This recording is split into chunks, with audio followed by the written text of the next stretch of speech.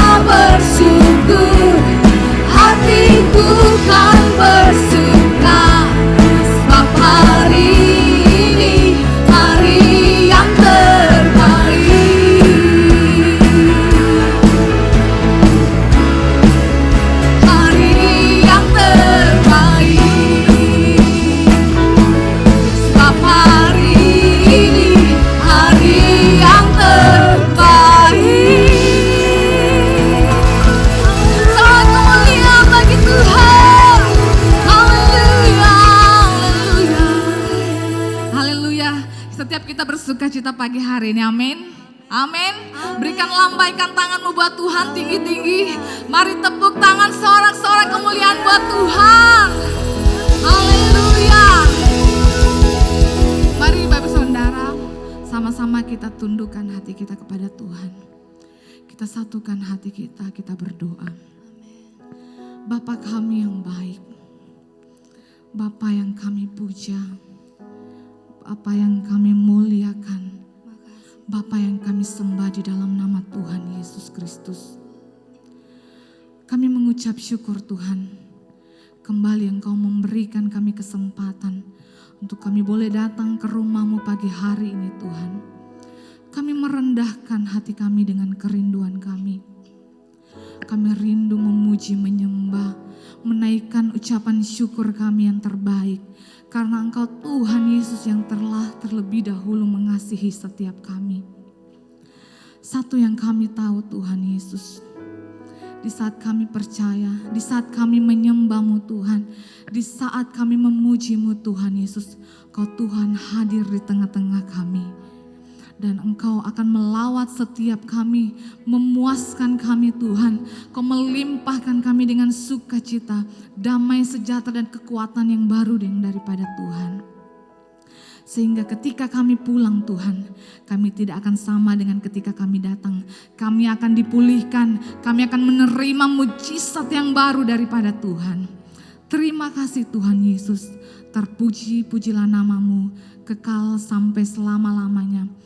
Kami satukan hati kami mau mempersembahkan yang terbaik hanya bagi-Mu Tuhan. Hanya di dalam nama Tuhan Yesus, mari yang siap memuji dan menyembah Tuhan. Bersama kita katakan, amin. Kasih tepuk tangan, sorak-sorai kemuliaan yang paling meriah buat Tuhan. Saya persilakan untuk Bapak Saudara duduk kembali. Haleluya Tuhan Yesus.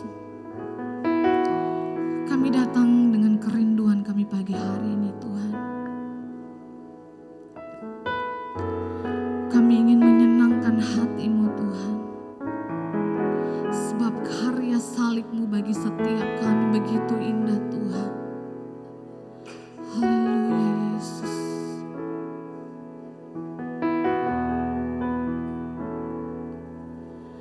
Ku datang dengan syukurku, membawa kerinduanku Yesus. Ingin ku menyenangkanmu. Haleluya Yesus.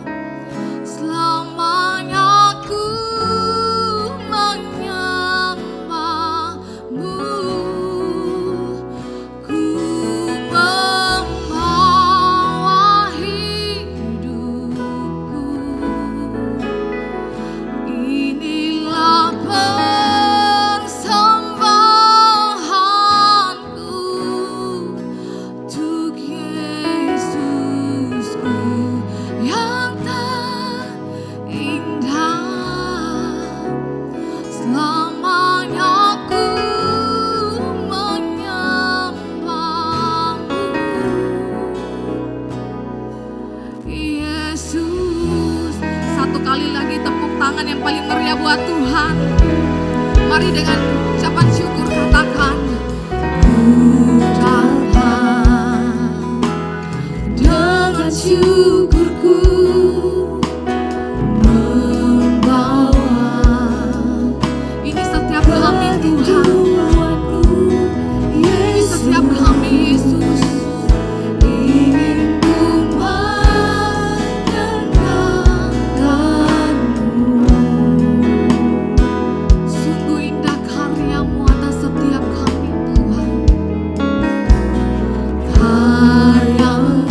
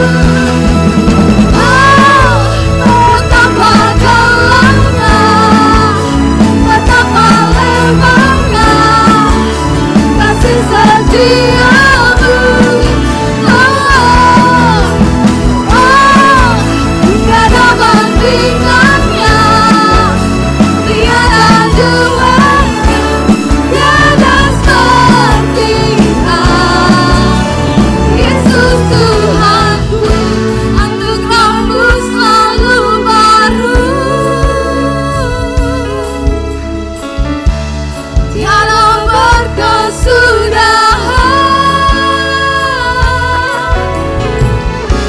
Anugerahmu selalu baru, tiada berkesudahan. Oh, betapa dalamnya, betapa lebarnya kasih setiamu. Oh, oh, oh, tiada bandingannya, tiada duanya, tiada seperti Kau, Yesus Tuhan. Oh, betapa dalamnya, betapa lebarnya kasih setiamu. Oh, oh, oh, tiada bandingannya, tiada duanya, tiada seperti Kau, Yesus Tuhanku.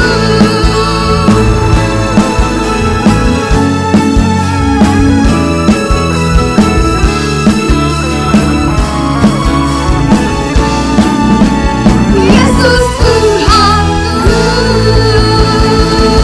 Kemuliaan sorak-sorai paling meriah Tuhan. Haleluya. Saya persilakan saudara untuk duduk kembali. Mari siapkan persembahan kita akan berkati pekerjaan Tuhan di tempat ini.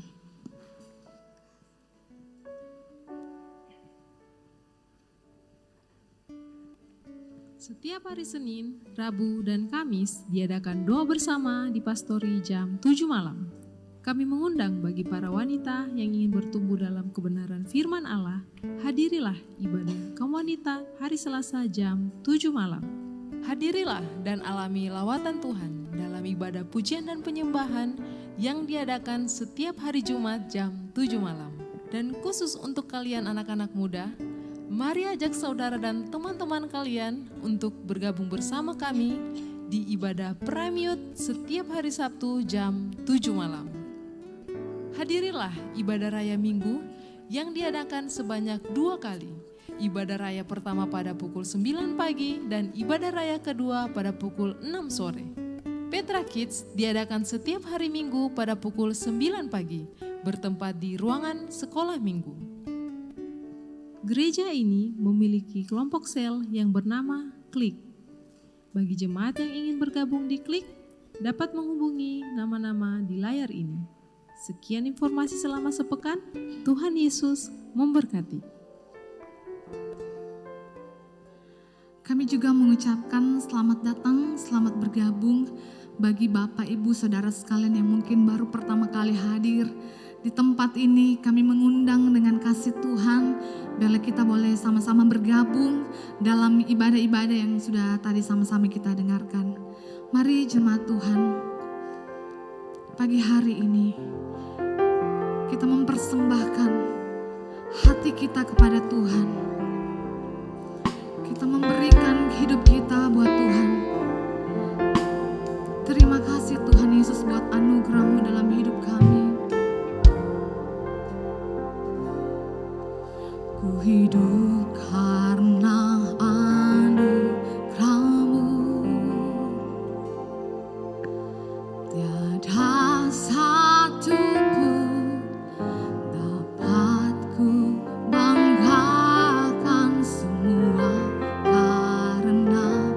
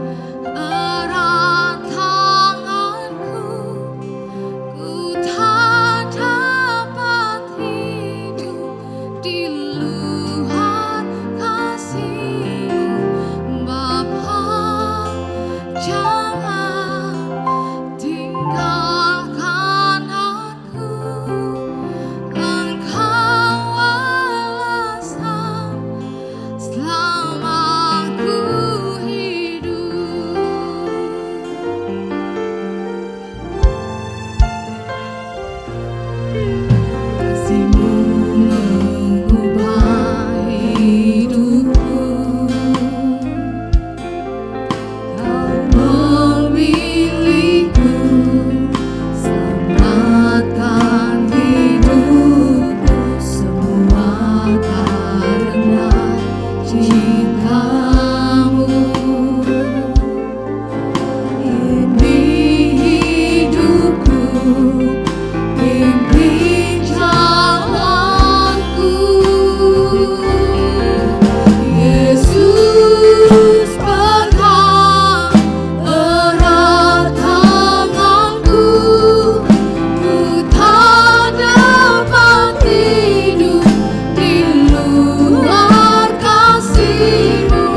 Bapa, jangan tinggalkan aku, Engkau alasan selamatku hidup.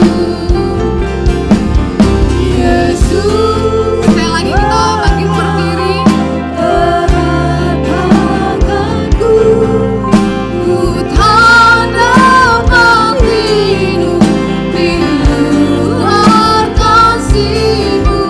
Bapa, jangan tinggalkan aku, Engkau alasan selamatku hidup.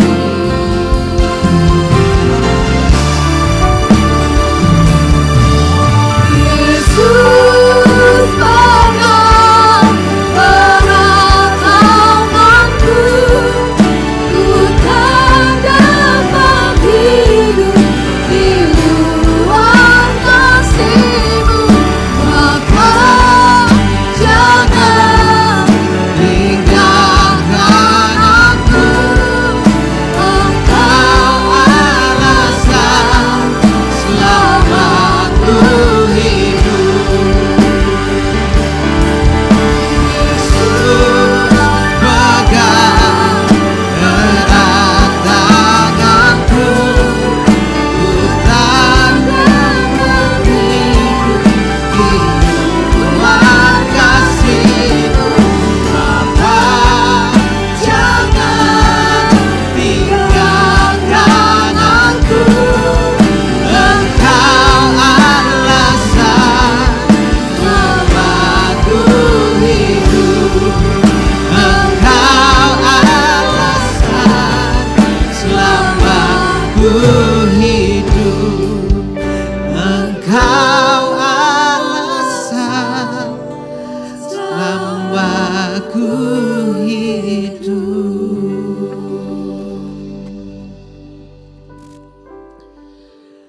Pada akhirnya kita harus mengerti bahwa alasan utama kita untuk hidup adalah Yesus. Jika alasan kita hidup karena ada sesuatu yang ingin kita pertahankan, mungkin ada orang yang kita kasihi, mungkin adalah berkat-berkat yang kita terima, itu juga tidak salah. Tapi yang terutama, alasan kita hidup karena Yesus. Terima kasih Bapa, kami bersyukur buat anugerah-Mu, buat kasih-Mu yang Tuhan nyatakan di tengah-tengah kami pagi hari ini. Kami boleh datang bersama-sama berkumpul memuji meninggikan nama Tuhan. Kami mohon ampunan-Mu jika ada yang salah yang kami lakukan dalam pujian penyembahan ini. Mungkin konsentrasi kami ke tempat yang lain, kepada sesuatu yang bukan menyenangkan hati Tuhan. Ampuni kami. Bahkan kami semua pelayan-pelayan-Mu di atas mimbar ini, jika ada yang salah juga Tuhan ampuni kami. Ini saatnya kami mendengarkan isi hati-Mu. Apapun yang hamba mau sampaikan hari ini adalah firman-Mu, kebenaran-Mu, dan Tuhan sendiri yang mengaruniakan ini untuk kami dengar, kami terima, kami lakukan dalam kehidupan kami.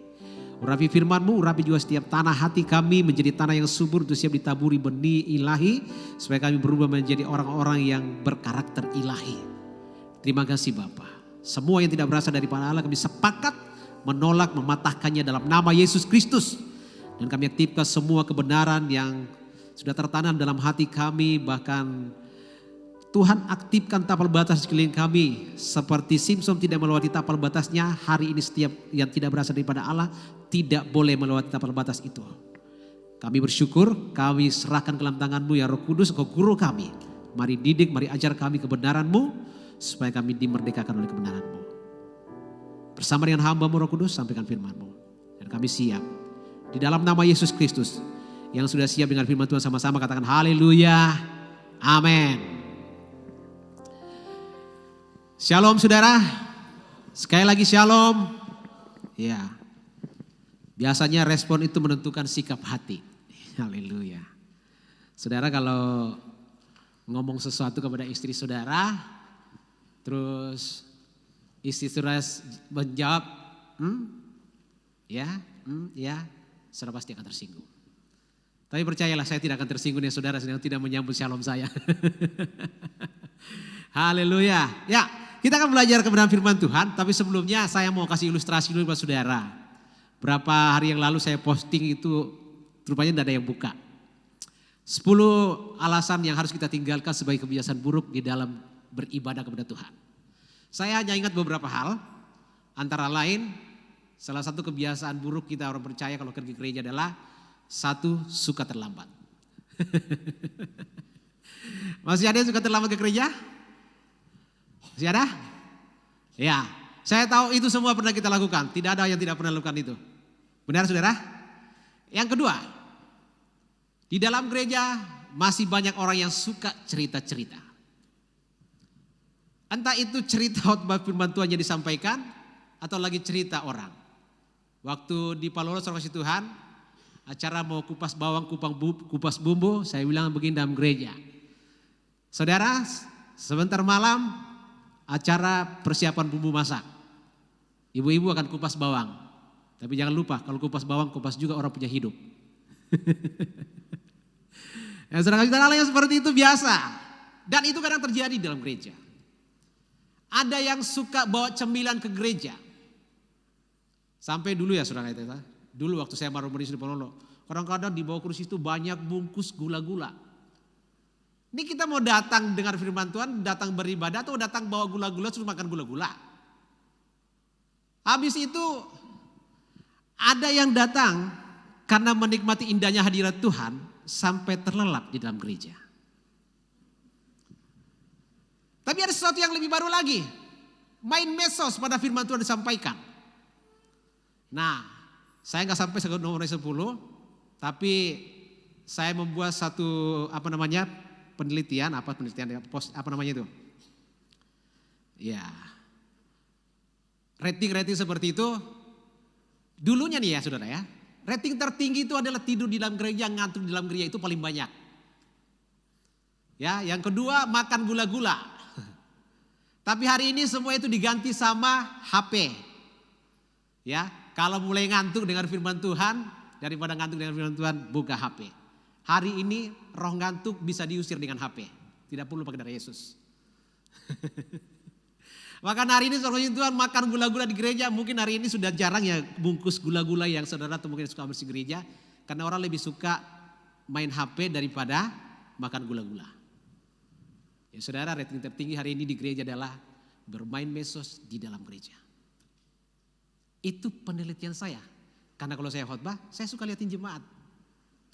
Saya pinginnya begini saudara Tuhan. Saya tuh khotbah jalan-jalan begitu, sambil bawa batu gitu. Kalau ada yang ngantuk, supaya sadar. Saya pikir itu juga terlalu kasar. Saya pikir saya mau bawa toa ke dalam gereja. Tetot. Begitu ngantuk, tidur saya. Oke, saya berharap apapun itu tidak akan menjadi kebiasaan kita. Karena kalau kita merujuk kepada tabernakel, orang-orang yang berlayani, orang-orang yang masuk di dalam tabernakel itu, sama situ ruang kudus dan ruang Maha Kudus, itu jangan sampai buat kesalahan di sana. Jangan sampai ada dosa yang terbawa ke sana. Karena orang akan mati kalau sampai di dalam sana, orang di dalam bait suci itu yang bekerja dalam bait Allah itu, saudara kasih Tuhan, di dalam tabernakel itu akan mati di sana. Itu betapa kudusnya hadirat Tuhan, betapa dihargainya hadirat Tuhan saat itu. Nah, saya berharap kita punya pola pikir seperti ini. Kita beribadah benar-benar khusyuk di hadapan Tuhan. Saudara kasih Tuhan, sampai kita diolok-olokin sama tetangga. Karena mereka bisa beribadah lebih khusyuk daripada kita. Benar ya? Mereka beribadah tuh benar-benar mempersiapkan. Nyuci kaki, nyuci tangan, nyuci mulut. Nih yang kotor-kotor yang suka ngomong dicuci semuanya sebelum masuk dalam hadirat Tuhan. Itu cara berpikir mereka. Tapi hari ini kita gak perlu itu. Karena kita perlu pentahiran di dalam doa kita. Amin. Karena itu datanglah kepada Tuhan dengan segenap hati. Persembahkanlah kata firman Tuhan. Persembahkanlah seluruh hidupmu sebagai persembahan yang kudus di hadapan Tuhan. Artinya tidak ada sesuatu kegiatan yang lain yang boleh kita kerjakan saat kita menghadap Tuhan. Tidak ada sesuatu pekerjaan rutinitas, apapun itu aktivitas, tidak boleh ada yang lain selain kita datang menyenangkan hati Tuhan. Saya berharap nih saudara ya, kita mulai mengubah cara berpikir kita. Kenapa? Hari ini pun dunia mengubah mindset kita. Sehingga hari-hari ini gereja, banyak orang yang pergi gereja itu semaunya saja. Banyak orang pergi gereja itu dengan ya asal-asalan saja. Saudara kasih Tuhan, memang semua itu akan terjadi. Karena kita sudah menjelaskan akan ada namanya penyaringan. Akan ada namanya pemisahan. Antara orang-orang yang serius dan orang yang tidak serius. Tapi harapan kita gak tergolong orang yang tidak serius. Yang setuju katakan amin. Kita berharap kita orang yang tergolong serius mencari Tuhan, serius beribadah, serius melayani. Tadi pagi, dari tadi malam sampai tadi pagi saya ngomel terus sama anak saya di Pololo. Saya bilang kalau kamu melayani gak punya waktu untuk berdoa, gak usah juga melayani. Kamu mau naik mimbar melayani, saya bilang tapi kau gak persiapkan hatimu untuk melayani, gak usah melayani. Karena kita menjadikan diri kita penjahat di mata Tuhan. Menginjak-injak kekudusan Tuhan. Saran saya saudara, untuk pelayan mimbar sini, punya waktu doa khusus buat Tuhan. Karena kalau kita tiba masa, tiba akal saudara Tuhan, itu jadi kebiasaan buruk di hadapan Tuhan. Nanti mau melayani berdoa, tidak melayani tidak berdoa. Oke, itu intermezzo. Saya harap saudara tidak tegang hari ini. Haleluya. Oke, kita buka ayat Alkitab kita, Yohanes 2.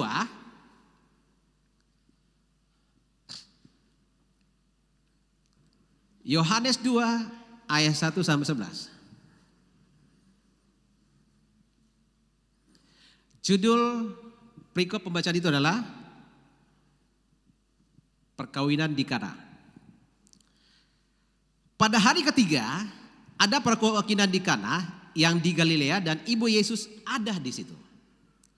Yesus dan murid-muridnya diundang juga ke perkawinan itu. Ketika mereka kekurangan anggur, ibu Yesus berkata kepadanya, mereka kehabisan anggur. Kata Yesus kepadanya, mau apakah engkau daripadaku ibu? Saatku belum tiba. Tetapi ibu Yesus berkata kepada pelayan-pelayan, apa yang dikatakan kepadamu buatlah itu. Di situ ada 6 tempayan yang disediakan untuk pembasuhan menurut adat orang Yahudi. Masing-masing isinya 2-3 buyung. Yesus berkata kepada pelayan itu, isilah tempayan-tempayan itu penuh dengan air, dan mereka pun mengisinya sampai penuh. Lalu kata Yesus kepada mereka, sekarang cedoklah dan bawalah kepada pemimpin pesta. Lalu mereka pun membawanya.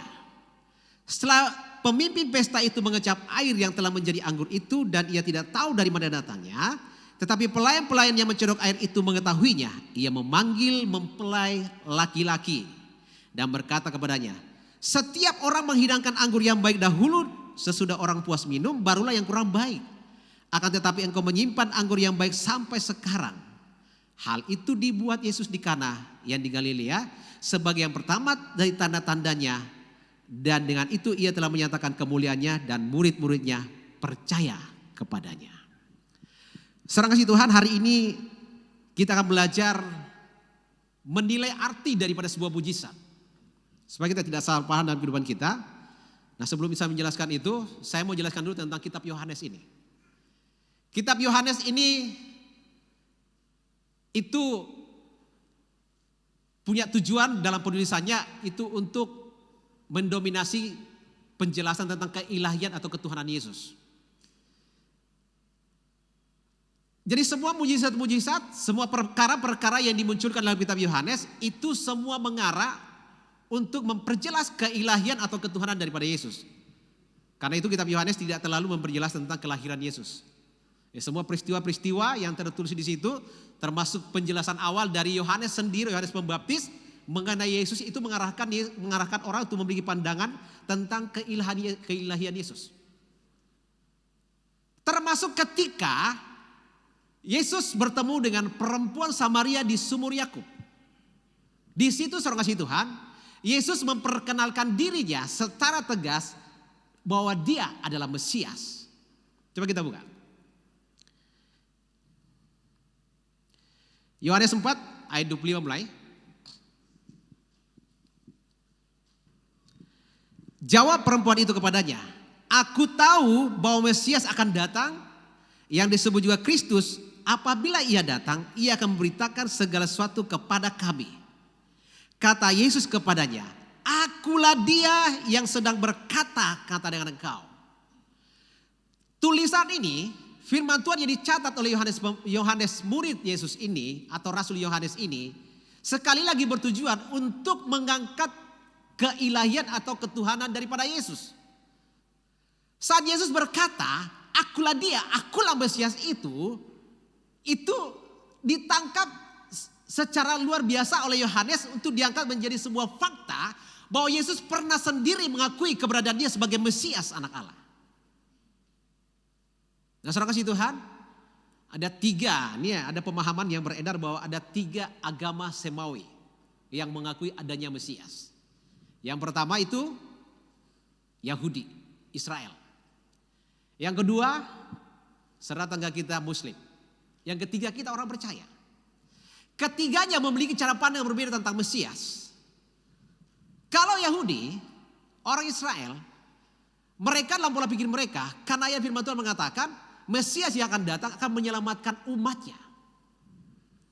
Tapi pandangannya seperti ini. Mesias yang datang itu seakan-akan datang seperti superhero. Yang datang membebaskan orang Israel dari musuh-musuhnya secara jasmani. Karena bangsa Israel mengakui semua orang, semua bangsa-bangsa di sekitar itu adalah musuhnya. Yang harus ditaklukkan dan dia merasa tidak mampu untuk menaklukkan sendiri. Sehingga dia butuh Mesias. Dan sampai hari ini saudara Tuhan, kenapa Israel begitu percaya diri menyatakan dirinya sebagai bangsa pilihan yang kemudian tidak akan dikalahkan oleh bangsa lain. Karena dia tahu ada pembela yang namanya Mesias yang akan datang menolong mereka kalau mereka terpojok. Itu memang realita, itu memang fakta Alkitab. Pada akhirnya Mesias akan diserukan oleh Israel yang akan datang membela mereka ketika bangsa-bangsa datang menggerogoti, datang memerangi, datang mengebukin bangsa Israel. Di situ mereka berseru Mesias, Mesias, Yesus turun, akhirnya turun. Baru mereka lihat ternyata Mesias yang mereka salibkan, Yesus yang mereka salibkan ternyata itulah Mesias yang sebenarnya. Itu pandangan Yahudi. Pandangan saudara kita Muslim berkata seperti ini. Mesias adalah anak dari Maryam, Isa Al-Masih yang diangkat hidup-hidup tidak lewat kematian, yang akan datang kembali menyelamatkan orang Muslim dari orang musyrik, dari orang-orang kafir, dan datang untuk membunuh Dajjal.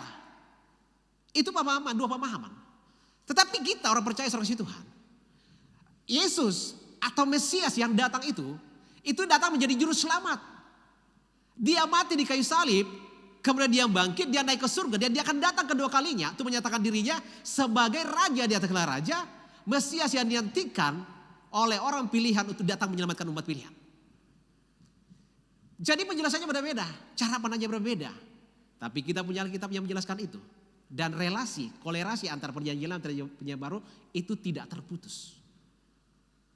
Jadi jelas seperti yang saya katakan tadi bahwa kitab Yohanes itu bertujuan untuk mengangkat keilahian atau ketuhanan Yesus. Termasuk mukjizat yang terjadi lewat air menjadi anggur, itu adalah cara Yohanes untuk menampakkan keilahian Yesus. Karena yang buat mukjizat seperti itu manusia tidak bisa kerjakan. Mungkinlah saudara kasih Tuhan kalau ada nabi yang diberi perkenanan, diberi kuasa untuk melakukan itu. Tapi saudara kasih Tuhan, ada kisah yang benar yang perlu kita bahas di sini. Coba ulang kembali. Ayat ketiga kayaknya. Sorry. Yohanes 2. Ya, perhatikan ayat 3 ini. Ketika mereka kekurangan anggur, ibu Yesus berkata kepadanya, mereka kehabisan anggur. Saudara perhatikan cara berpikir daripada ibu Yesus.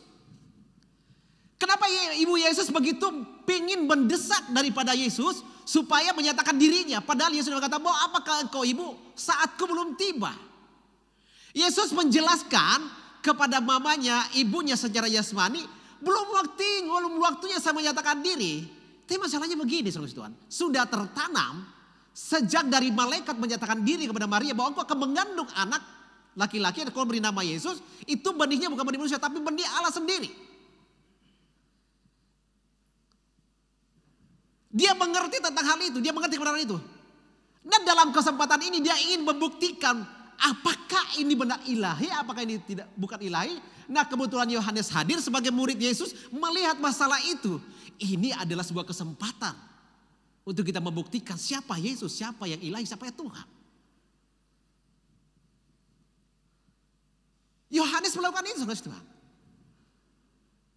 Jadi hampir sebuah kisah pertemuan Yesus dan perempuan Samaria yang mulai mengatakan saya Mesias anak Allah, dan kemudian Yesus membuat air menjadi anggur, itu semua adalah cara Yohanes memposisikan keilahan Yesus, ketuhanan Yesus di dalam pengajaran dan tulisan-tulisannya.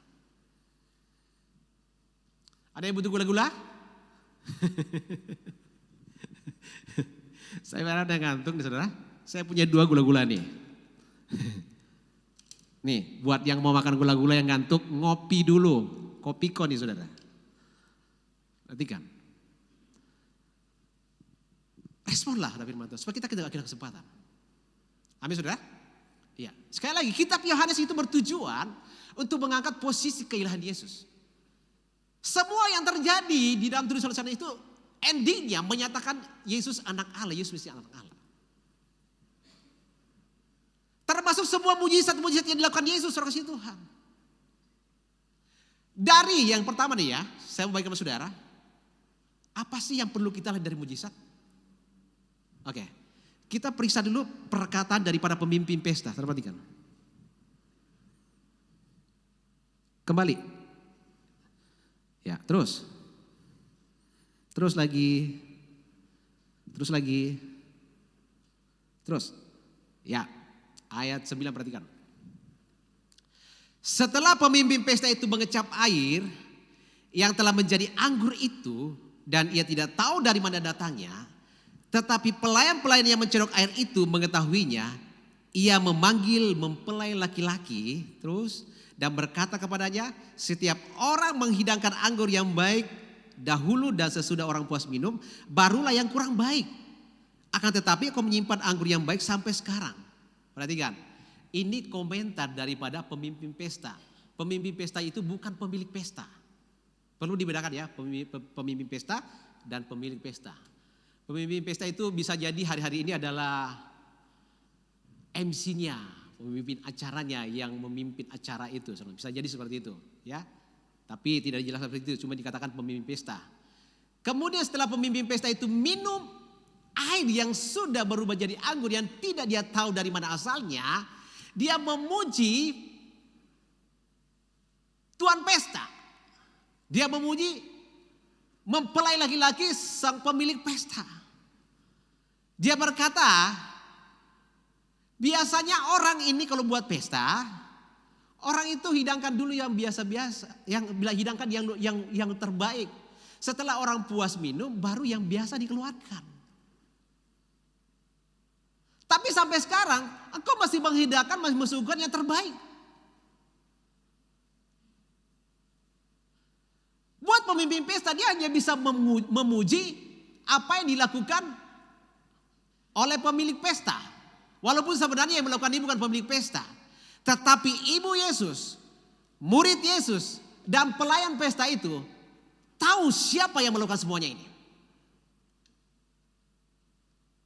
Dan hari itu peneguhan dari apa yang diyakini Maria lewat mujizat air menjadi anggur semakin diyakinkan bahwa yang dilahirkan itu bukan manusia biasa, tapi manusia ilahi.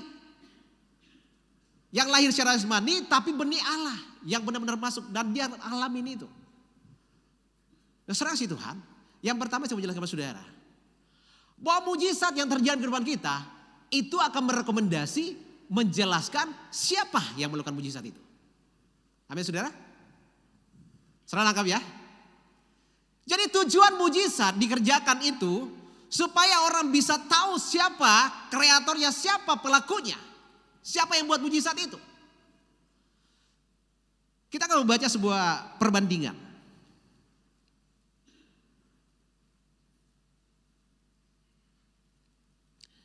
Ya kita buka ayat ini, Keluaran 7 ayat 10 sampai 12.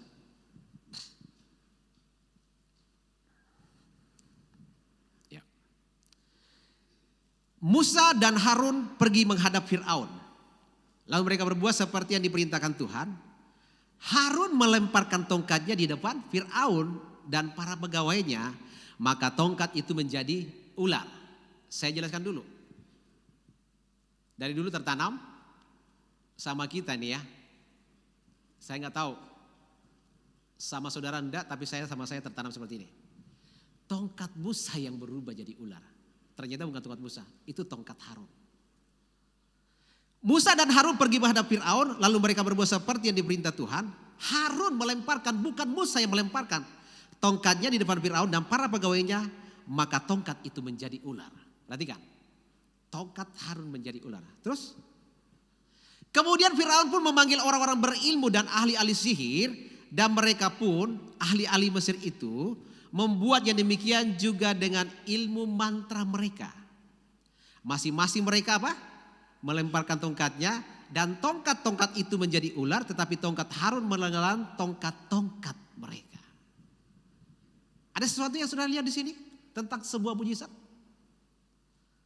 Bahwa tongkat Harun yang berubah menjadi ular, yang kemudian memakan tongkat-tongkat dari ahli-ahli sihir, ahli-ahli nuju Mesir yang dihadirkan Fir'aun untuk melawan keilahian Allah yang ada ditransferkan lewat tongkat Harun ini, itu ditelan, saudara kasih Tuhan. Tidak ada yang tersisa. Tapi yang jelas begini, kedua mujizat yang dikerjakan ini mewakili dua kuasa. Mewakili siapa yang ada di balik mujizat itu. Kita percaya bahwa tongkat Harun yang berubah jadi ular itu menjelaskan ketuhanan Allah orang Israel yang dipercaya Harun dan Musa. Amin. Tapi orang Mesir juga tahu, dan hari ini kita tahu bahwa ular-ular yang kemudian ditelan oleh tongkat Harun yang berubah jadi ular itu adalah hasil rekayasa daripada ilmu sihir. Sehingga orang tahu ahli sihir juga melakukan perkara-perkara seperti itu. Tapi masalahnya siapa yang mau ditinggikan? Nah, waktu saya di jalan dari Palolo, sepanjang jalan saya mencoba renungkan ayat ini. Ternyata begini, Tuhan naruh sesuatu dalam hati saya begini. Di akhir zaman, Mesias palsu akan tampil. Sekali lagi ya, Mesias palsu akan tampil. Dalam kita menjelaskan begini, Mesias itu akan berusaha dan akan melakukan perkara-perkara seperti yang dilakukan oleh Mesias asli. Sehingga terjadi penyesatan, saudara kasih Tuhan. Bahkan saudara kasih Tuhan, apa yang dikerjakan oleh Mesias asli dan Mesias palsu, kalau kita tidak punya kepekaan dan Roh Kudus tidak bekerja dalam kita, kita tidak akan bisa mengerti memisahkan itu. Di zaman Musa, orang bisa bedakan ini tongkatnya orang Mesir dan ini tongkatnya Harun, itu berbeda, mujizatnya berbeda. Karena apa? Allahnya, kuasa yang bekerja dari dua belah pihak itu berbeda. Itulah sebabnya catatan saya hari ini, Yohanes selalu menonjolkan ketuhanan Yesus dan lainnya Yesus. Termasuk ketika Yesus mengubah air menjadi anggur. Ayo saudara. Karena itu jangan mempermainkan mujizat. Kenapa? Karena mujizat yang terjadi di zaman Yesus itu cukup banyak, bahkan sangat banyak membuat orang percaya kepada Yesus Kristus. Dan iblis berusaha melakukan ini. Kalau dia buat mujizat juga seorang Yesus Tuhan, banyak juga akan percaya kepada dia. Dan hari ini ada banyak peristiwa-peristiwa seperti itu. Tapi Alkitab menegaskan dan mengajar kita, mempersiapkan kita bahwa yang seperti ini pasti akan muncul. Ada Mesias palsu, ada Mesias asli yang kemudian sama-sama menunjukkan otoritas dan kekuasaannya. Tapi tetap ada bedanya. Yang bisa bedakan itu adalah orang yang ada di dalam pengurapan Allah. Orang yang dalam kendali Tuhan. Amin saudara. Jadi ini hal-hal yang penting seperti ini perlu kita mengerti. Buat apa mujizat terjadi? Fakta yang tertulis di Alkitab, karena Yesus melakukan banyak mujizat, banyak orang yang percaya kepada dia. Banyak orang yang mengikuti dia. Dan mungkin, saya tidak tahu ya saudara.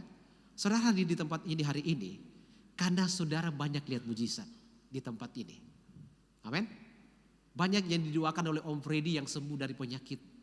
Banyak yang dilepaskan ketika Om Freddy berdoa, banyak yang dilepaskan dari roh jahat. Dan itu mungkin yang membuat saudara tinggal di sini. Karena ada mujizat. Amin. Itulah sebabnya tiruan-tiruannya akan muncul juga. Nah mari kita belajar peka untuk semua kejadian dalam kehidupan kita. Karena hal-hal seperti ini akan dipertontonkan, diperhadapkan kepada kita.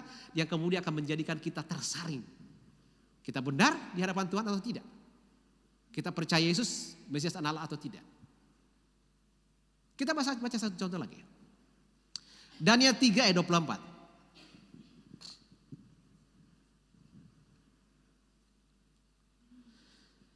Kemudian terkejutlah Raja Nebukadnezar, lalu bangun dengan segera, berkatalah ia kepada para menterinya, bukankah tiga orang yang telah kita campakkan dengan terikat ke dalam api itu? Jawab mereka kepada raja, benar ya raja.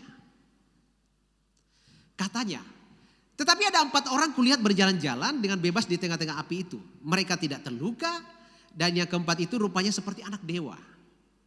Lalu Nebukadnezar mendekati pintu perapian yang menyala-nyala itu, berkatalah ia, Sadrak, Mesak dan Abednego, hamba-hamba Allah yang maha tinggi, keluarlah dan datanglah kemari. Lalu keluarlah Sadrak, Mesak dan Abednego dari api itu, dan para wakil raja, para penguasa, para bupati dan para menteri raja datang berkumpul. Mereka melihat bahwa tubuh orang-orang ini tidak mempan oleh api itu, bahwa rambut di kepala mereka tidak hangus, jubah mereka tidak berubah apa-apa, bahkan bau kebakaran pun tidak ada pada mereka. Ayat 28, berkatalah Nebukadnezar, perhatikan nih, terpujilah sama-sama, 1, 2, 3. Terpujilah Allah Sadrak, Mesak dan Abednego. Ia telah mengutus malaikatnya dan melepaskan hamba-hambanya yang telah menaruh percaya kepadanya dan melanggar titah raja, dan yang menyerahkan tubuh mereka karena mereka tidak mau memuja yang menyembah Allah manapun kecuali Allah mereka. Apa arti mujizat dari contoh-contoh yang saya berikan kepada saudara? Sangat jelas bahwa mujizat yang kita saksikan, yang saya ceritakan sebagai contoh kepada saudara, itu kemudian memunculkan sosok ilahi. Memunculkan kuasa ketuhanan, saudara Tuhan. Memunculkan kuasa otoritas keilahian Allah. Termasuk ketika Sadrak, Mesak, Abednego yang tidak mau sepakat dengan raja itu menyembah patung sesembahannya dia, di mana rekayasa orang di sekitarnya, siapa yang tidak menyembah patung itu akan dihukum. Dan itu hukumannya adalah perapian yang menyala-nyala. Sadrak, Mesak, Abednego tidak mau tunduk kepada aturan itu. Dia tetap tunduk kepada Allah yang dia percayai. Dan karena itu mujizat terjadi. Siapa yang ditinggikan? Siapa yang ditinggikan? Allah Sadrak, Mesak dan Abednego. Kalau saudara banyak kelanjutan ini, Nebukadnezar buat pernyataan seperti ini. Semua orang di bawahku, semua bangsa yang di bawahku harus menyembah kepada Allah Mesak, Sadrak, Mesak, Abednego. Jadi mujizat itu bertujuan untuk mengangkat keahlian Tuhan. Karena itu setiap orang yang sudah melakukan mujizat itu tidak boleh berbangga. Karena ketika orang melakukan mujizat atas nama Tuhan dan mujizat terjadi lalu berbangga, lalu kita bilang, kamu sudah mendapat upahnya, kamu tidak mendapat apa-apa. Dan kita mencuri kemuliaan Tuhan. Saudara, kalau saudara berdoa dan mujizat terjadi, permuliakanlah Tuhan. Amin saudara, tinggikanlah nama Tuhan. Jangan ambil sedikit kemuliaan. Karena Matius 7 ayat 21 sampai 22 dengan tegas berkata seperti ini. Banyak orang yang akan datang berseru-seru kepada Tuhan, kenapa saya tidak diselamatkan? Bukankah saya membuat mujizat seperti ini? Saya bernubuat seperti ini? Tapi Yesus berkata, aku tidak mengenal engkau, hai pembuat kejahatan. Jadi itu makna daripada mujizat ini yang pertama. Sekarang yang kedua. Makna mujizat yang kedua.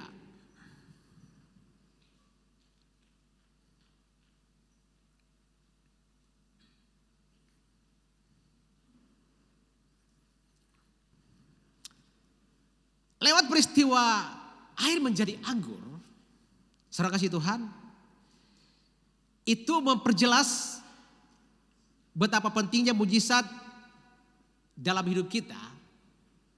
Mujizat itu, saudara kasih Tuhan, mengubah arti sesuatu yang tidak dipandang menjadi punya nilai tinggi di hadapan Tuhan. Jadi arti mujizat yang kedua, saudara kasih Tuhan, adalah mengubah arti dari sesuatu yang tidak dipandang, yang tidak dianggap menjadi berharga di mata Tuhan.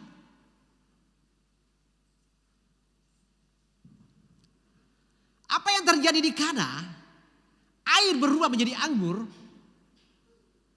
kalau dalam tradisi Yahudi saudara kasih Tuhan, anggur yang terbaik itu harus ada di dalam pesta perjamuan kawin. Karena itu akan menentukan baik tidaknya sebuah pesta. Itu akan menentukan harkat martabat pemilik pesta. Kalau hanya sekedar air yang dihidangkan di dalam pesta perjamuan itu, maka itu tidak akan menambah nilai daripada pesta perjamuan itu. Hari ini saudara kasih Tuhan, kalau kita pergi di pesta-pesta, ya masih ada Coca-Cola, Sprite, masih ada minuman bersoda, bahkan ada yang lain, tapi masih ada juga air putih yang disiapkan. Itu tidak berpengaruh, karena adat kita memang seperti itu. Tapi buat tradisi dan adat Yahudi saudara kasih Tuhan, kalau mereka buat pesta perjamuan kawin, anggur yang baik itu harus ada. Karena sekali lagi itu untuk menentukan harkat martabat pemilik pesta dan baik buruknya pesta itu ditentukan salah satunya dari anggur yang disiapkan. Dan kalau sampai tidak disediakan saudara Tuhan, itu sangat memalukan pemilik pesta itu. Karena itu ketika air sudah menjadi anggur dan pelayan pesta disuruh dibawa kepada pemimpin pesta, pemimpin pestanya bilang apa? Biasanya orang kalau buat pesta itu disuguhkan anggur yang baik dulu. Barulah setelah orang puas minum baru disuguhkan anggur yang biasa. Tapi sampai sekarang kamu masih menyediakan anggur yang baik. Pemilik pesta dapat pujian. Pesta itu punya nilai tinggi saudara Tuhan. Derajat pemilik pesta naik dan pestanya dianggap sukses, dianggap baik. Tapi masalahnya bukan sekedar itu yang kita mau lihat. Masalahnya adalah air yang berubah jadi anggur. Saudara nangkap nih ya. Dalam pesta perjamuan kawin di Kana, air itu tidak punya harga. Yang dihargai adalah anggur. Kalau sekedar air yang dihidangkan, maka saudara kasih Tuhan itu akan mempermalukan pemilik pesta. Karena itu Maria ketika melihat masalah ini, dia mendesak Yesus. Mereka kehabisan anggur.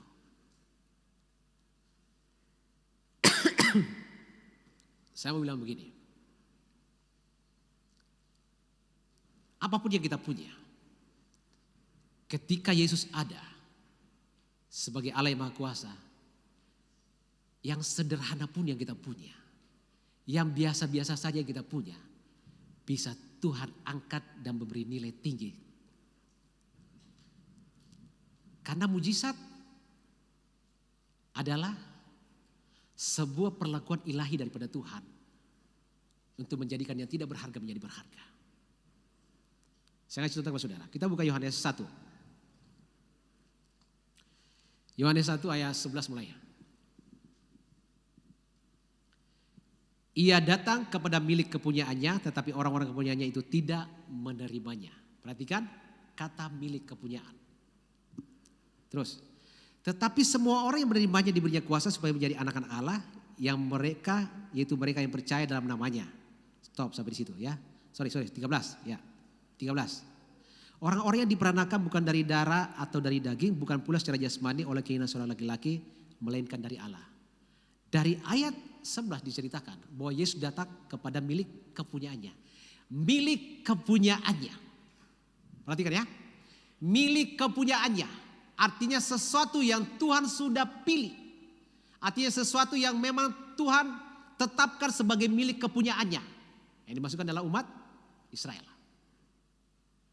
Tetapi orang-orang yang menerimanya itu bukan orang dihitung. Peneguhannya di sisi lain nih. Ketika perempuan Kanaan itu datang kepada Yesus mengeluhkan persoalannya, Yesus bilang begini, aku datang hanya untuk orang Israel yang terhilang. Aku datang untuk orang pilihan, bukan untuk orang seperti kamu. Tapi kemudian perempuan Kanaan itu juga diangkat derajatnya karena imannya, saudara kasih Tuhan. Dia percaya Yesus, sehingga dia disanjung karena iman itu. Demikian di ayat yang kita baca tadi, orang-orang yang menerimanya diangkat derajatnya. Siapa yang diangkat derajatnya? Orang-orang yang tidak dihitung. Orang yang disebut bukan umat pilihan. Siapa itu? Kita termasuk di dalamnya. Kita ini bukan orang-orang yang ditentukan dari awal, saudara Tuhan. Karena itu Alkitab dengan tegas mencatat seperti ini. Bukan kamu yang memilih aku, tapi aku yang memilih kamu. Tuhan memilih kita. Seperti dia memilih umat pilihan ditetapkan. Tapi ketika Yesus datang untuk umat pilihannya, orang pilihannya tidak menyebut, tidak memilih dia. Itulah sebenarnya kasih karunia terbuka. Yang tidak punya nilai. Di tangan Yesus menjadi bernilai. Yang bukan disebut anak Allah, disebut anak Allah. Itu kita yang orang-orang yang tidak terhitung. Yang kalau kita percaya kepada Yesus Kristus, kita naik derajat menjadi anak-anak Allah. Demikian saudara kasih Tuhan. Apapun, mau yang tidak terpandang, mau yang tidak punya nilai, yang biasa-biasa, yang tidak punya harga diri sekalipun, ketika di tangan Tuhan Yesus Kristus, maka semua yang tidak berharga itu menjadi berharga. Kita ini disebut domba liar. Kita ini disebut ranting liar. Tapi kita ditancapkan kepada pokok aslinya. Nilai kita bertambah. Itulah sebabnya ketika air di tangan Yesus berubah jadi anggur. Airnya naik harga diri menjadi anggur. Banyak hal yang seperti ini di Alkitab saudara Tuhan. Mujizat itu intinya mengubah yang tidak punya nilai menjadi bernilai. Termasuk kita. Kalau saya mau tanya ke saudara, mujizat terbesar itu sebenarnya apa? Apakah air menjadi anggur? Roti memberi makan 5.000 orang? Orang buta bisa melihat? Orang tuli bisa mendengar? Orang lumpuh bisa berjalan? Orang mati bangkit dari kubur? Apa itu mujizat terbesar? Alkitab terbesar adalah ketika kita yang tidak berharga ini terima Yesus, diangkat tinggi-tinggi di hadapan Tuhan. Alkitab mencatat kalau ada orang yang bertobat, satu orang saja bertobat, beribu-ribu malaikat bertepuk tangan di surga. Saya pernah bilang sama orang-orang saya layani ini, kalau kau mau bikin geger surga, kasih tobat saja satu orang. Beribuan malaikat bertepuk tangan itu, ribut surga. Tapi kalau mujizat-mujizat lain, tidak terlalu seperti itu. Tapi yang dicatat Alkitab, satu orang bertobat, beribu-ribu malaikat bertepuk tangan di surga. Artinya begini, mujizat terbesar adalah kita yang bertobat. Terima Yesus sungguh-sungguh. Kenapa? Kita yang tidak berharga, dijadikan berharga di mata Tuhan. Itu mujizat Tuhan. Jadi air dirubah menjadi anggur, mengubah arti daripada air ini. Jadi mulia. Termasuk roti. Seorang Tuhan yang beri makan 5.000 orang. Itu roti. Apa ya? Roti yang dimiliki oleh anak kecil seorang Tuhan. Itu roti yang tidak diperhitungkan. Dari tepung apa? Lupa saya. Jelai. Itu dari tepung yang paling sederhana seorang Tuhan. Tapi ketika di tangan yang Maha Kuasa, yang sederhana ini menjadi berharga di mata Tuhan. Mujizat mengubah nilai dari yang tidak punya harga, tidak punya nilai menjadi berharga di mata Tuhan. Itulah sebabnya kejarlah mujizat bukan sekedar supaya sudah ditolong. Supaya sudah tahu kita punya Tuhan yang besar. Kita punya Tuhan yang hebat. Karena yang ditinggikan di atas mujizat satu-satunya Tuhan kita. Saudara diberkati hari ini. Amin saudara. Gak salah ngejar mujizat. Tapi permuliakan Tuhan di setiap mujizat yang terjadi.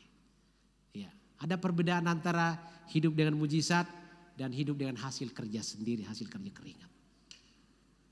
Saudara kalau tahu, saudara kerja mati-matian dan saudara mendapat, saudara akan rasa capek. Ya, saudara akan mengatakan, kalau saya tidak kerja keras, ini tidak semuanya ada. Tapi kalau saudara hidup dengan mujizat, saudara akan bilang begini, kalau Tuhan tidak turun tangan, Tuhan tidak ada di pihak saya, Tuhan tidak peduli sama saya, maka semuanya tidak ada. Beda cara memujinya, beda yang kita puji, beda yang kita tinggikan. Dari cara kita menilai mujizat. Oke, Tuhan memberkati. Mari kita bangkit berdiri.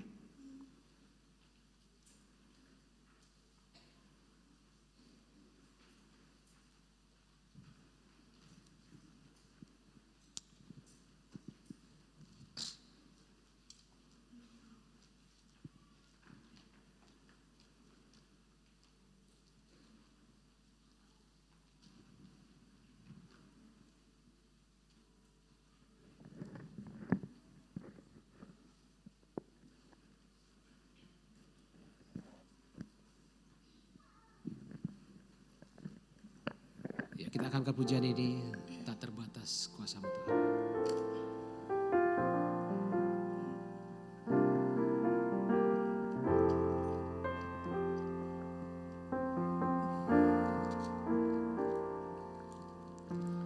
Tak terbatas kuasa-Mu Tuhan, semua dapat Kau lakukan. Apa yang kelihatan mustahil bagiku, itu sangat mungkin bagimu. Terbatas kuasa-Mu Tuhan, semua dapat Kau lakukan. Apa yang kelihatan mustahil bagimu, itu sangat mungkin bagimu. Di saat ku tak berdaya, kuasa-Mu yang sempurna.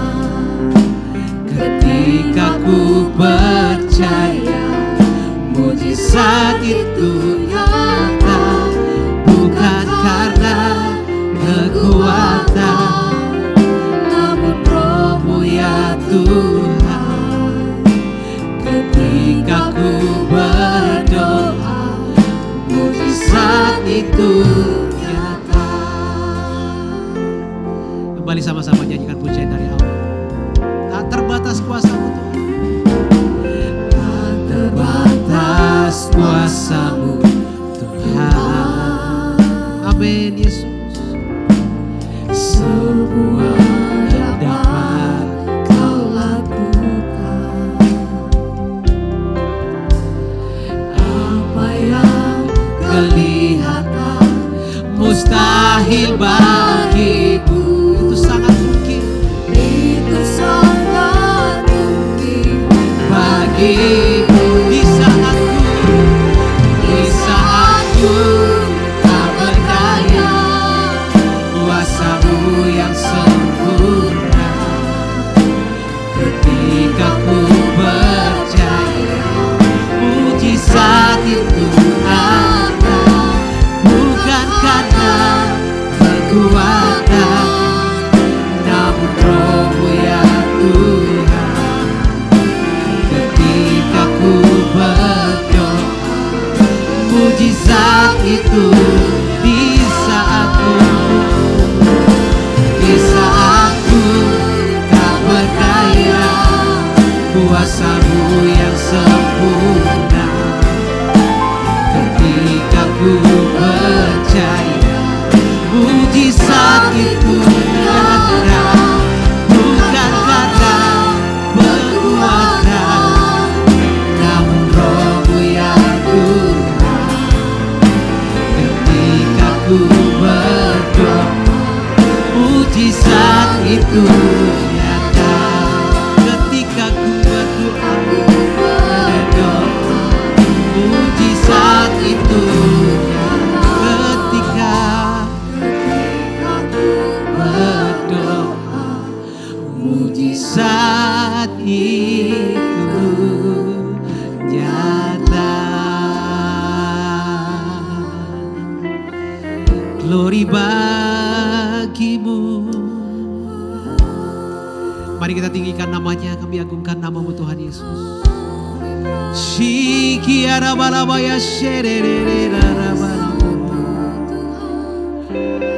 Kami puji tinggikan nama-Mu, kami agungkan nama-Mu, kami muliakan nama-Mu Yesus. Sungguh luar biasa Kau berdaulat. Ini adalah waya sikara mata karala mana labas. Yararabaya shekerere batakara badalabaya se. Oh ya syarabatakara badalala. Kami sembah, kami puji, kami muliakan, diagungkan namamu. Sebab kau Allah yang hidup, sebab kau Allah yang perkasa, sebab kau Allah yang ajaib. Glory bagimu, glory bagimu Yesus. Oh Yesus ku sembah, Yesus ku puji, Yesus ku tinggikan, Yesus ku agungkan. Iyarana shererera bataka, iyarana baya shererera, ibiriata karabana baya sepete kererera bana. Di saat tak berdaya, kuasamu yang sempurna, kuasamu yang ajaib. Haleluya. Iyarana baya shererera bataka, ibiriata karabana, ibiriata karabana, ibiriata karabana. Haleluya. Glory bagimu, glory bagimu Yesus.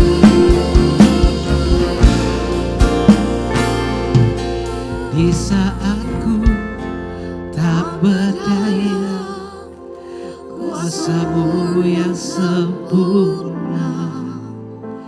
Ketika ku percaya, mujizat itu nyata. Bukan karena kekuatan, namun Roh-Mu ya Tuhan. Ketika ku berdoa, mujizat itu nyata. Di saatku tak berdaya, kuasamu yang sempurna. Ketika ku percaya, mujizat itu nyata. Bukan karena kekuatan, namun Roh-Mu ya Tuhan. Ketika ku berdoa, mujizat itu nyata. Ketika ku berdoa, mujizat itu nyata. Ketika ku berdoa, mujizat itu nyata. Beri kemuliaan bagi Allah kita. Kami percaya Tuhan, dulu, sekarang, sampai selama-lamanya kuasa-Mu tidak berubah. Buat orang yang berharap kepada Tuhan, jika Tuhan hadir dalam kehidupannya, apa yang tidak dipikirkan akan terjadi. Apa yang tidak pernah disediakan akan terjadi. Terima kasih Bapa. Biarkan kebenaran ini menjadi bagian hidup kami. Supaya kami terus mengandalkan Tuhan dan kami akan melihat kuasa Tuhan dinyatakan. Saya undang pelayan perjamuan untuk maju ke depan. Kita akan masuk dalam perjamuan hari ini.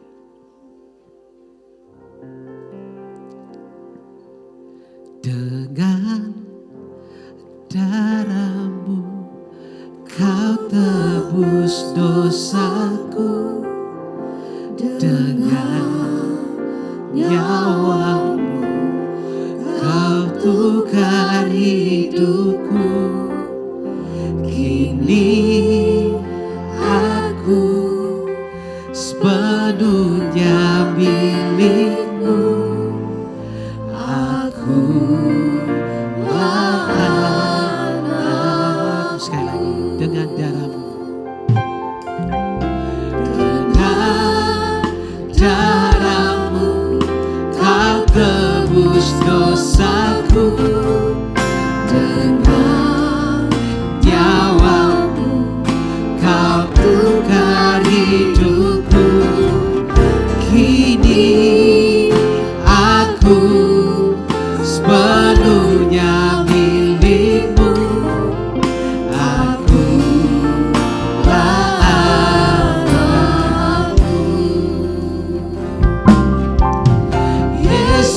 Yesus, Yesus, ku berseru. Yesus, Yesus, ku panggil namamu.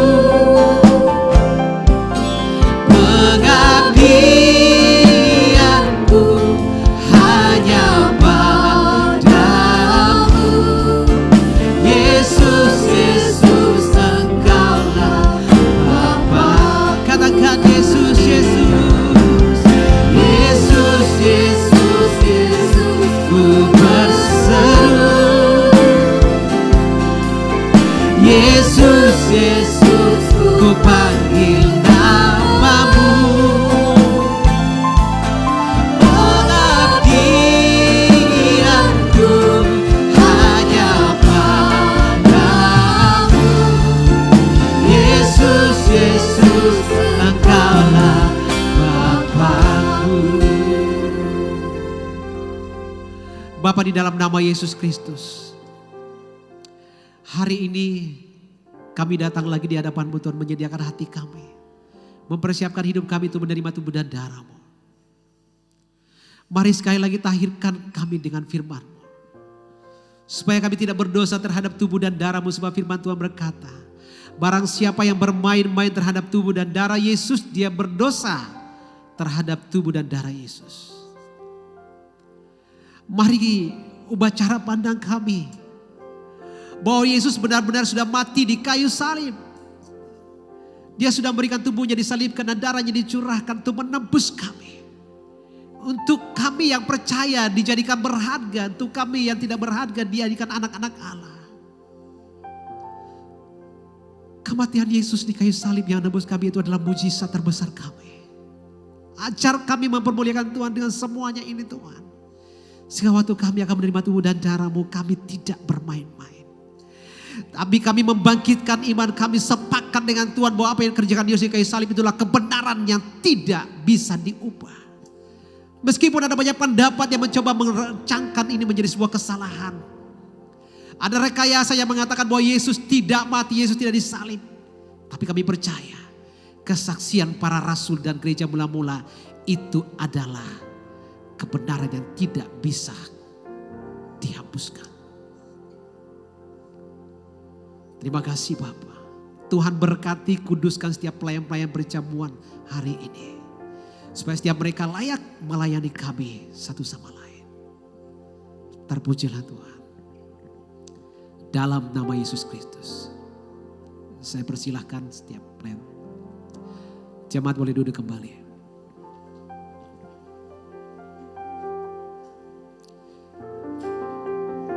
Yesus, Yesus, Yesus, ku berseru.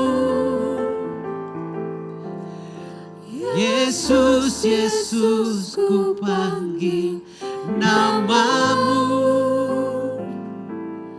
Pengabdianku hanya padamu. Yesus, Yesus, Engkaulah Bapakku. Yesus, Yesus, Yesus, ku berseru. Yesus, Yesus, ku panggil namamu. Pengabdianku hanya padamu. Yesus, Yesus, Engkaulah Bapakku. Mari nyanyikan dari awal, katakan dengan darah-Mu Tuhan.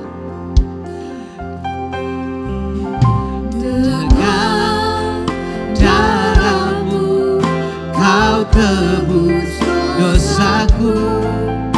Dengan nyawa-Mu Kau tukar hidupku. Kini aku sepenuhnya milik-Mu. Aku anakmu. Katakan Yesus, Yesus. Yesus,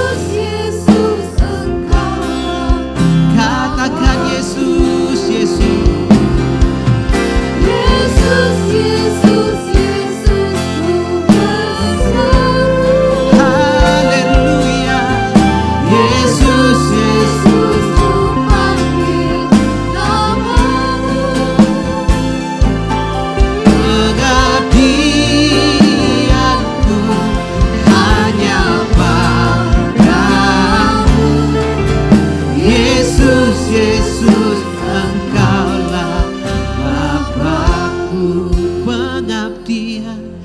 Pengabdianku hanya padamu. Yesus, Yesus, Engkaulah Bapakku. Mari kita angkat tinggi-tinggi roti dan anggur di hadapan Tuhan. Kita dengarkan firman Tuhan. Karena itu saudara-saudaraku yang kekasih, jauhilah penyembah berhala. Aku berbicara kepadamu sebagai orang-orang yang bijaksana.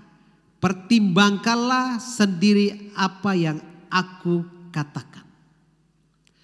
Bukankah roti yang kita pecah-pecahkan adalah persekutuan dengan tubuh Kristus?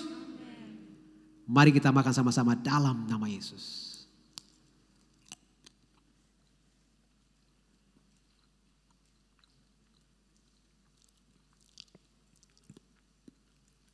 Sekali lagi firman Tuhan. Aku berbicara kepadamu sebagai orang-orang yang bijaksana. Pertimbangkanlah sendiri apa yang aku katakan. Bukan kacauan pengucapan syukur yang atasnya kita ucapkan syukur adalah persekutuan dengan darah Kristus. Amin. Kita minum sama-sama dalam nama Yesus.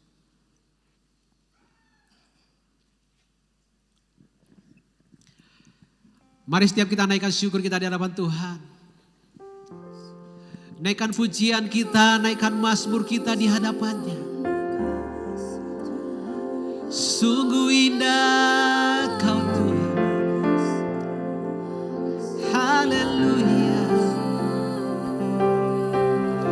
Kau terlalu baik bagi kami. Kau sangat baik bagi kami. Haleluya.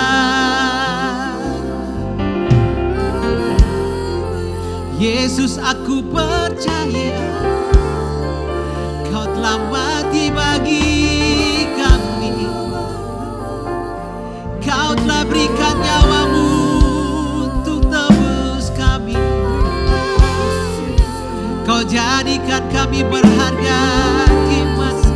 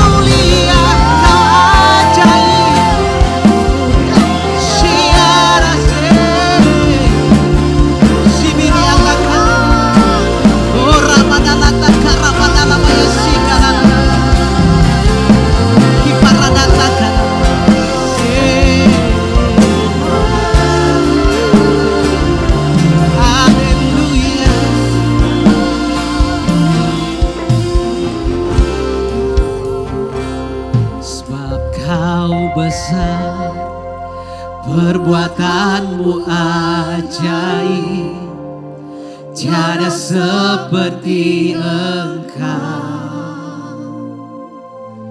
tiada seperti Engkau.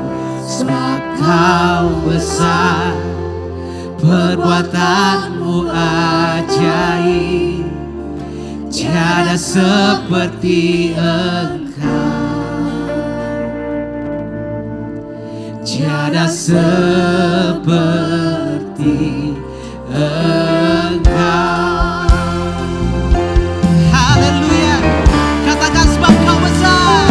Sebab kau besar, Glory bagimu. perbuatanmu ajaib, Tiada seperti Engkau,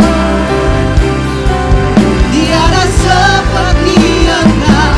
Sebab kau besar, perbuatanmu ajaib, tiada seperti Engkau, tiada seperti Engkau, tiada seperti Engkau. Tiada yang seperti Engkau,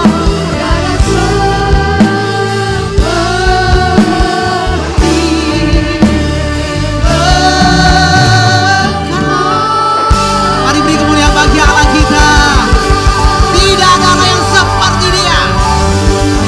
Haleluya, haleluya. Hari ini lewat tubuh dan darah-Mu yang Tuhan berikan kepada kami sebagai makanan jas rohani buat kami, untuk mengingatkan kami kembali betapa besar kasih setia-Mu. Sebab Tuhan berkata di malam perjamuan terakhir, lakukanlah ini sebagai tanda peringatan akan daku. Hari ini kami mengenang kembali betapa dahsyatnya karya-Mu. Dan itu mengingatkan kami betapa berharganya hidup kami hari ini, karena hidup kami adalah hidup yang ditebus oleh darah Yesus. Terima kasih Bapa. Ini akan menjadi acuan buat kami bahwa kami tidak bermain-main mengiring Tuhan. Karena harga kami seharga dengan tubuh dan darah Yesus. Terima kasih Bapa. Kami bersyukur buat semua yang Tuhan kerjakan sepanjang ibadah ini. Kami bersyukur buat kehadiran-Mu, buat pengurapan, buat firman-Mu. Maka setiap persembahan yang sudah kami bawa hari ini, Tuhan pun akan mengenapi janji firman-Mu.